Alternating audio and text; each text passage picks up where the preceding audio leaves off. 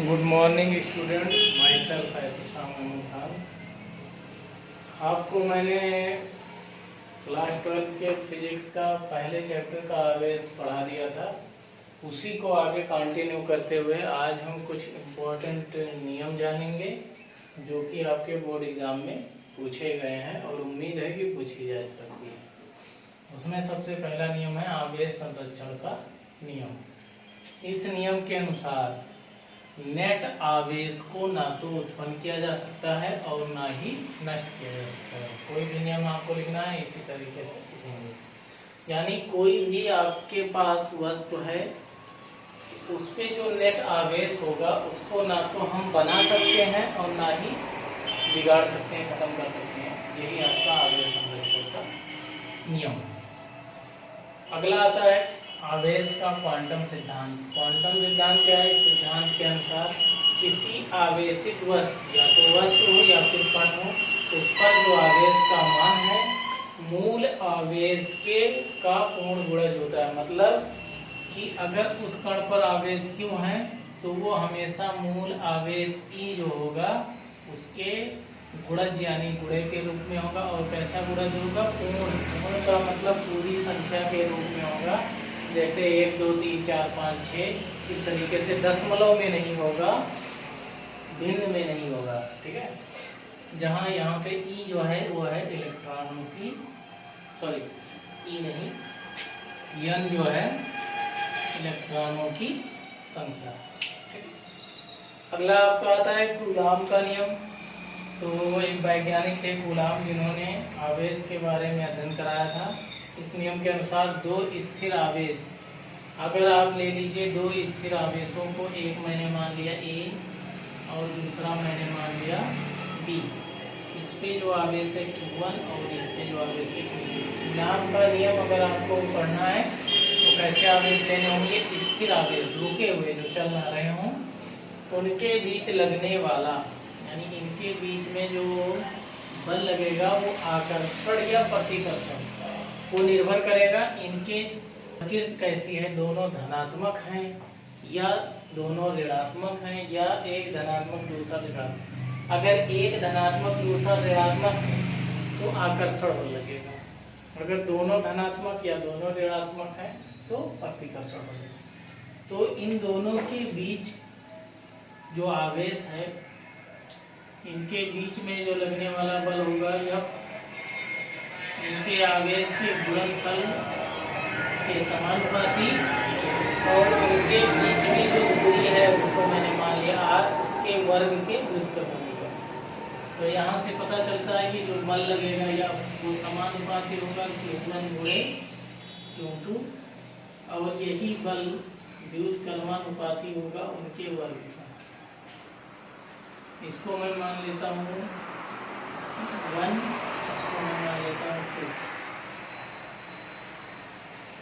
बिंदु 1 व 2 से क्या मिलेगा? हमें मिलेगा F समानुपात, ये है Q1 Q2, और इसके नीचे क्या लिखा है R²। जब भी समानुपात आप हटाओगे तो वहाँ पे आपको एक नियतांक लिखना होगा। वो नियतांक ध्यान करके आता है 1/4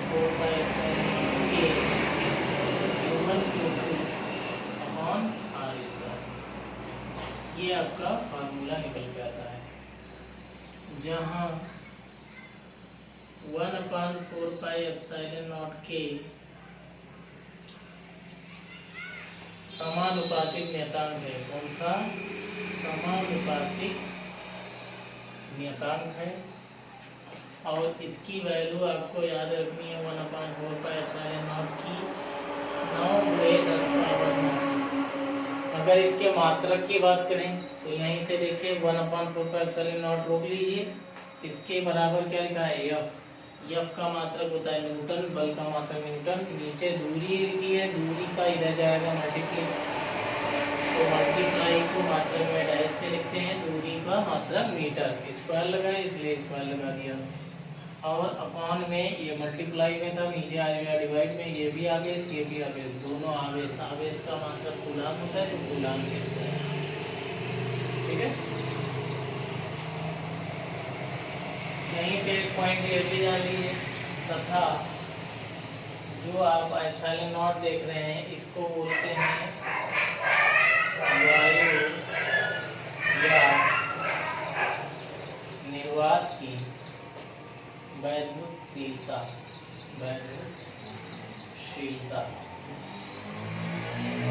और इसका मान भी आपको याद रखना है 8.85 गुणे 10 पावर -12। मात्रक कैसे लिखेंगे, यहाँ देखिए एप्सिलॉन नॉट नीचे है और यहाँ हमने कर दिया ऊपर, तो नीचे वाला ऊपर कर दीजिए और ऊपर वाला नीचे कर दीजिए, इसका मात्रक हो गया। इसकी विमीय सूत्र भी परीक्षा में पूछी जा सकती है और पूछी भी गई है। विमीय सूत्र अगर आपको लिखना है तथा विमीय सूत्र, तो विमीय सूत्र कैसे लिखेंगे, विमीय सूत्र को हमेशा बड़े ब्रैकेट में लिखना होता है। कूलाम की विमा 80 होती है, A²T² 80 है, या इसको अलग करके लिख लीजिए 80 का क्या लगा है स्क्वायर अपॉन न्यूटन। न्यूटन की विमा आपको याद रखनी है L/P-2 और मल्टीप्लाई में मीटर है, मीटर का हो गया L और 2 है इसलिए पावर 2। तो इसको जो ऊपर भेज दीजिए, क्या मिलेगा, सबसे पहले यम लिखा जाएगा तो यम ऊपर जाएगा तो -1, यल यहाँ नीचे, एक इसमें दो इसमें, 2 और 1 3 नीचे हैं, ऊपर जाएंगे -3, टी यहाँ नीचे 2 है, ऊपर भी 2 है, नीचे का 2 + 2 हो जाएगा, तो 2 ऊपर और ये -2 ऊपर जाएगा तो +2 तो 4 हो गया, और ये पावर 2। ये आपकी के को क्या बोलते हैं, ये होता है माध्यम का परावैद्युतांक, माध्यम का परावैद्युतांक, और के की वैल्यू 1 होती है अगर माध्यम आपका निर्वात वायु हो। इन दोनों के लिए के की वैल्यू 1 होती है। आइए क्वेश्चन कर लेते हैं। पहला क्वेश्चन इसमें कह रहा है एक कूलाम में कितने इलेक्ट्रॉन होते हैं। आपके बोर्ड एग्जाम में पूछा गया है एक कूलाम में कितने इलेक्ट्रॉन होते हैं, ये आपका क्वेश्चन है। कितने इलेक्ट्रॉन होते हैं, सवाल में आपको दिया है कूलाम यानी आवेश दिया है Q = 1 कूलाम। कितने इलेक्ट्रॉन होते हैं, इलेक्ट्रॉनों की संख्या अभी बताई थी, क्वांटम सिद्धांत में यह कहलाती है। और E की वैल्यू आपको पिछले क्लास में याद कराई थी 1.6 × 10⁻⁻19 कूलाम। फार्मूला है आपके सामने, सूत्र अभी आया था क्वांटम सिद्धांत से, Q = N × E, Q की वैल्यू 1/2, N की वैल्यू N/2, E की वैल्यू 1.6 × 10⁻⁻19। N की वैल्यू आएगी 1 डिवाइड में चला जाएगा पूरा मान, -19 को जाओ ऊपर ले जाओ तो +19 और 1.6, पॉइंट हटा दीजिए तो यहाँ पे 10 बढ़ जाएगा, पॉइंट हटाने पे 0.1 बढ़ गया, ऊपर आ गया 10, 19 में से एक 0 और ले लो तो ये बच जाएगा 18, नीचे आ गया 16 का 6 बार पहाड़ा पढ़ दीजिए 96 हो गया, 4 बचा, 4 का मतलब 40 और 96 बचा, पॉइंट 16 × 96 4 बचा, पॉइंट लगा दिए 40 हो गया, 16 × 32 और 8 बचा, 16 × 5 80, 10 पावर। इतने इलेक्ट्रॉन आपके होते हैं इसमें एक कूलम में। तो यहाँ से आपकी वैल्यू पता हो गई। ये मानक रूप में लिखा हुआ है। मानक रूप क्या होता है, दशमलव के बाईं तरफ एक अंक हो जो 0 ना हो। ठीक है। क्वेश्चन नंबर 2 होमवर्क 12.5 × 10⁻18 इलेक्ट्रॉनों पर आवेश की गणना करनी है, आवेश की गणना कीजिए। ठीक है, और बिल्कुल ऐसे ही अगला क्वेश्चन भी होमवर्क में है। 4000 इलेक्ट्रॉनों पर आवेश की प्रकृति व मान की गणना कीजिए। इन दोनों क्वेश्चनों को आपको क्वांटम सिद्धांत से ही करना है।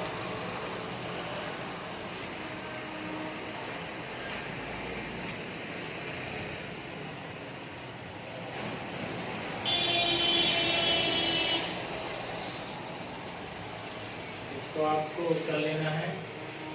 नेक्स्ट आपका पॉइंट है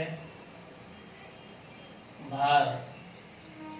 भार को W से लिखते हैं। भार कैसे निकलता है? भार बराबर द्रव्यमान गुणे गुरुत्वीय त्वरण, ये सूत्र होता है। भार को W से लिखा जाता है, द्रव्यमान को m से, गुरुत्वीय त्वरण को g से। W बराबर mg। ठीक है, क्वेश्चन में आपसे कहा जा रहा है दो प्रोटॉनों के बीच की दूरी ज्ञात कीजिए।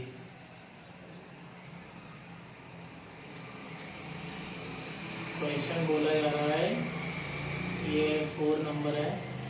दो प्रोटॉनों के बीच की दूरी ज्ञात कीजिए, ज्ञात कीजिए यदि उनके बीच बल एक प्रोटॉन के भार के बराबर है। यदि उनके बीच दोनों प्रोटॉन है, सेम चार्ज है, इसलिए प्रतिकर्षण बल। यदि उनके बीच प्रतिकर्षण बल एक प्रोटॉन के भार के बराबर है। चलिए देखते हैं कैसे होगा। दो प्रोटॉनों के बीच की दूरी, बीच की दूरी अभी हमने आपको सिखाई थी r निकालना है हमको। उनके बीच प्रतिकर्षण बल यानी जो बल F है वो बराबर है एक प्रोटॉन के भार। भार को भी बताया किससे लिखना है, W से। किसका भार? प्रोटॉन का। तो W की हो गया। F का फार्मूला लिखे थे 1/4πε0। K को हटा देना है क्योंकि यहाँ माध्यम की बात नहीं हो रही है, और माध्यम आपको कौन सा ले लेना है, वायु या वात। और यहाँ पे QP इंटू QP, दोनों प्रोटॉन है इसलिए केवल Q2 जो था वो आपका दोनों QP हो गया बटे r² बराबर W हो गया mp इंटू जी। प्रोटॉन का द्रव्यमान और g की वैल्यू फिक्स होती है, उसको आपको g की वैल्यू याद रखनी है 10 मीटर/सेकंड²। सारे मानों को रख देना है। इसके साथ साथ हमने आपको बताया अभी इसका 1/4πε0 का मान सिखाया था। 9 QP का मान पिछले वाली क्लास में आपको पूरा अच्छे से समझाए थे। 1.6 × 10⁻⁻⁹। क्योंकि ये दोनों वैल्यू जो है एक ही है इसलिए स्क्वायर लगा दिया। और हम यहाँ जो वैल्यू हमें निकालनी है r, उस पर भी स्क्वायर लगा है। स्क्वायर लगाने से आप जो भी वैल्यू रखेंगे वो कोशिश करें कि स्क्वायर में ही मिले। और मास ऑफ प्रोटॉन भी आपको बताए थे 1.67 होता था। 1.6 यूज करेंगे क्योंकि 16 का स्क्वायर रूट आसानी से निकल सकता है। और 10⁻⁻27 बताए थे इंटू 10 हो गया था कि r को जब क्रॉस मल्टीप्लाई कर दो, r² = 9 इंटू 10⁻⁹ 1.6 इंटू 10⁻⁻19 का होल स्क्वायर करता रहेगा। Divide 1.6 into 10 power minus 27 into 10।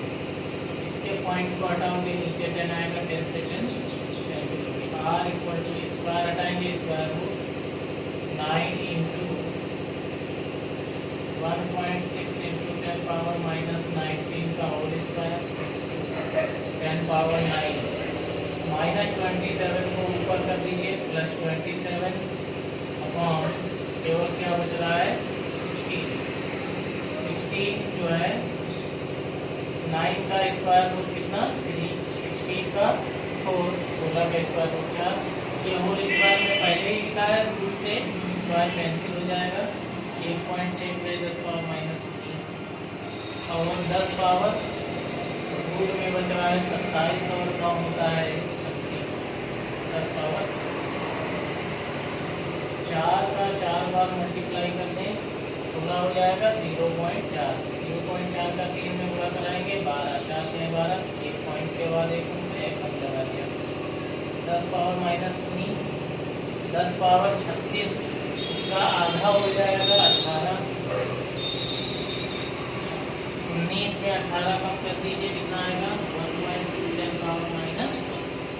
इस माइनस 1 को अगर गायब करना है, पॉइंट को कितना दीजिए किधर माइनस, तो 0.12 अभी ये कम था, अब 2 अंक हो गए, कितना मीटर, ये आपकी वैल्यू आ गई।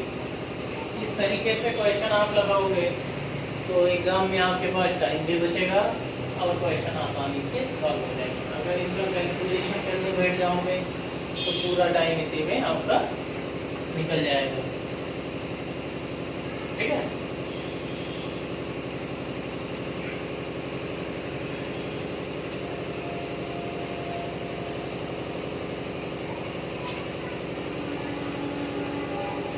तो आज के लिए केवल इतना ही, बाकी मिलेंगे अगली वीडियो में। तब तक के लिए जय हिंद जय भारत।